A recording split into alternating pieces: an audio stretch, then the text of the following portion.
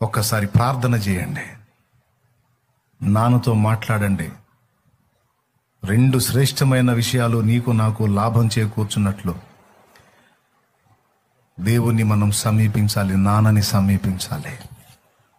తండ్రిని సమీపించుట ద్వారా ఏమేం ప్రయోజనాలు ఉన్నాయో, ఎందుకు అంతసేటు యేసయ్య అదుగో మీ నాన్న, అదుగో మీ నాన్న, అదుగో మీ నాన్నని తండ్రిని పరిచయం చేశాడు, ఆయనకు చేరువైతే వచ్చే ప్రయోజనం ఏంటి అనే విషయాలన్నీ ఈరోజు మనం విస్తారంగా ధ్యానించుకున్నాం.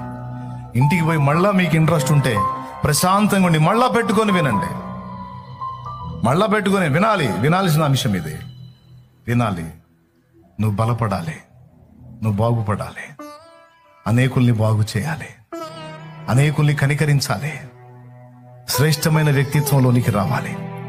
ఇతరులతో పోల్చుకొని ఈర్ష్యాద్వేషాలతో నలిగిపోయే తత్వం నుంచి, స్వీయ చిత్తంలో నుంచి నువ్వు విరిగిపోవాలి. ఇతరులను నీకంటే యోగ్యులుగా ఎంచుకునే దీనమైన మనసులోకి నీవు రావాలి. పొరపాటు పడిన వారిని పోనీలే